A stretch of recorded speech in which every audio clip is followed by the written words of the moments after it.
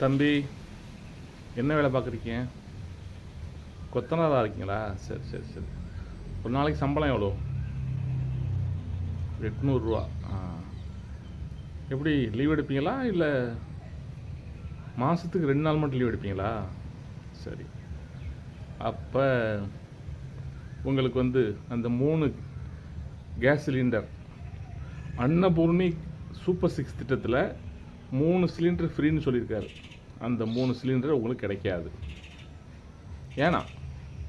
ஏன்னா ஒரு நாளைக்கு 694 ரூபா 33 காசு தான் நீங்கள் சம்பளம் வாங்கணும்.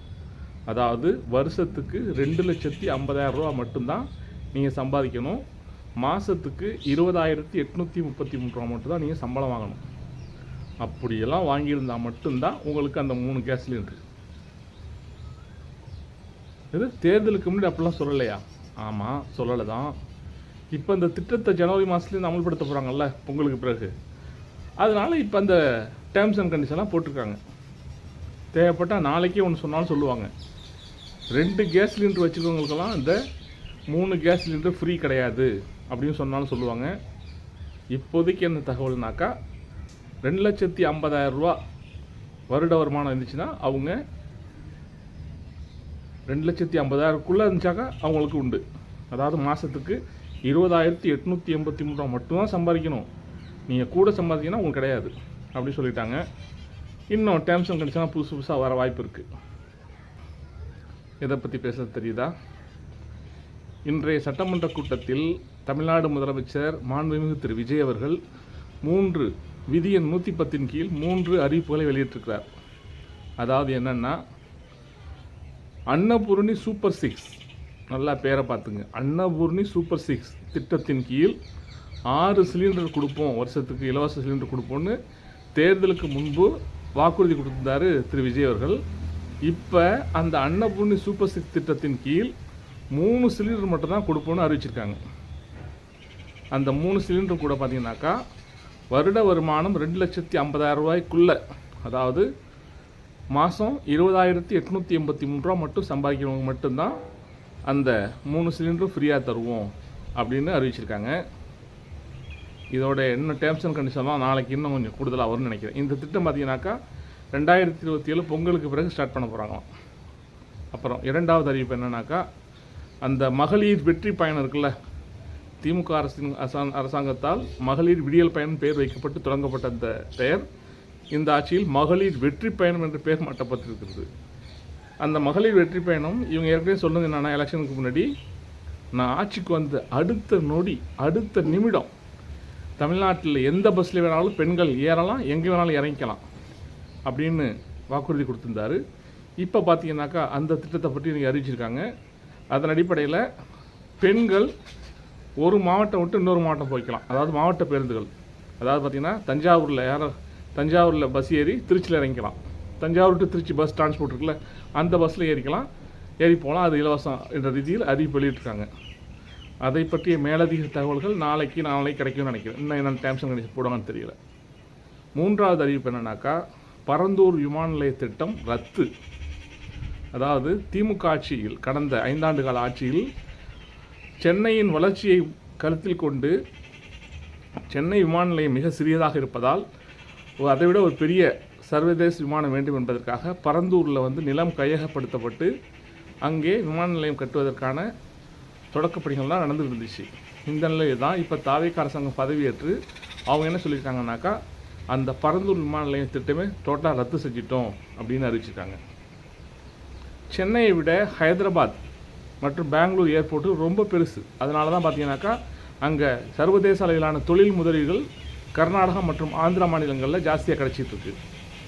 அந்த அடிப்படையில் தமிழ்நாடும் வெளிநாட்டு முதலீடுகள், அந்நிய முதலீடுகள் ஈர்க்க வேண்டும் என்றால் நம்மளுடைய ஏர்போர்ட் பெருசாக இருக்கணும் என்பதற்காக தான் இந்த பரந்தூர் விமான நிலைய திட்டம் கொண்டு வரப்பட்டது.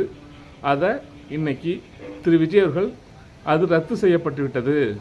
அதற்கு பதிலாக விவசாயிகள் பாதிப்படையாத வகையில் ஒரு புதிய இடத்தை கண்டுபிடித்து அங்கே விமான நிலையம் புதிதாக கட்டுவதற்கான பணிகள் தொடங்கப்படும் அறிவிச்சிருக்காரு. ஹைதராபாத் ராஜீவ்காந்தி சர்வதேச விமான நிலையம், நான் அந்த ஏர்போர்ட்டுக்கு ஒரு 3-4 தூரம் போயிருக்கேன். பெருசு, சென்னை ஏர்போர்ட்டோட மிக பெருசு. அதே போல் பெங்களூர் ஏர்போர்ட்டும் தமிழ்நாட்டோட பெருசு, சென்னை விட பெருசு. அந்த அடிப்படையில் தான் அங்கெல்லாம் அந்நிய முதலீடுகள் ஜாஸ்தியாக வந்துட்டுருக்கு. அந்த மாநிலங்களும் நாமும் போட்டி போட வேண்டும், அவர்கள் மிஞ்ச வேண்டும் என்பதற்காகத்தான் கடந்த திமுக ஆட்சியில் அந்த பரந்தூர் விமான நிலையத்திற்கு கொண்டு வரப்பட்டது. இப்பொழுது அதற்கு மூடு விழா கண்டிருக்கிறார் நமது முதல்வர் மாண்புமிகு திரு விஜய் அவர்கள். ஓகேயா? இதுதான் இன்றைய சட்டமன்ற கூட்டத்தில் விதி எண் 110 கீழ் திரு விஜய் அவர்கள் அறிவித்த அறிவிப்புகள். சிறப்பாக போயிட்டு இருக்குல்ல. அப்புறம் பார்த்தீங்கன்னாக்கா, இந்தியாவின் அடுத்த பிரதமராக ஒரு தமிழர் வருவார் என்று ஆதவ் அர்ஜுனா ஸ்டார்ட் பண்ணார்.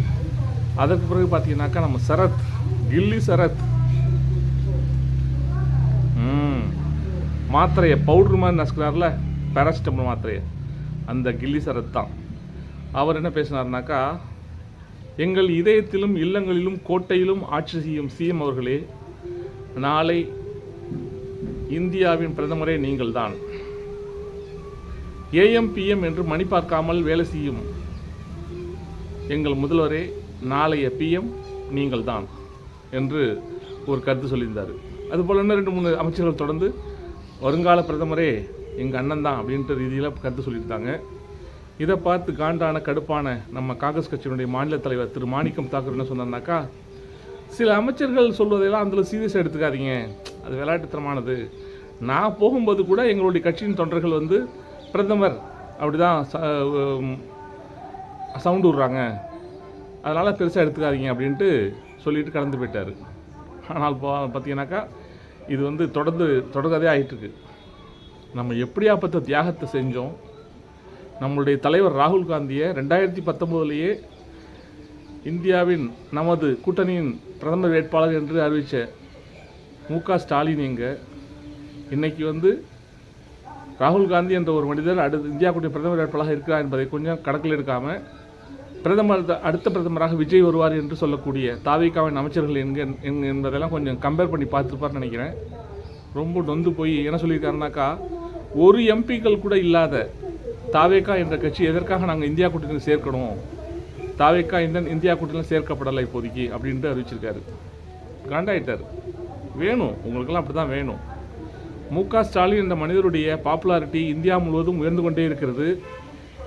அரவிந்த் கெஜ்ரிவால், மம்தா பானர்ஜி மற்றும் பீகாரினுடைய தேஜஸ்வி யாதவ் உள்ளிட்ட அனைத்து தலைவர்களும் ஸ்டாலின் அவர்கள் சொல்வதை கேட்கிறார்கள் என்பதை கணக்கில் எடுத்துக்கொண்ட ராகுல் காந்தி அவர் மேலே பொறாமப்பட்டிருக்கார்.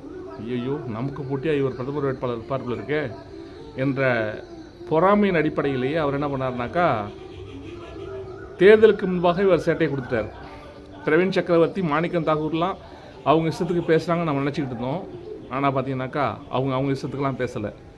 ராகுல் காந்தி சொல்லி கொடுத்து தான் பேசியிருக்காங்க, நம்ம தாவேகா கூட்டணிக்கு போயிடலாம் அப்படின்னு.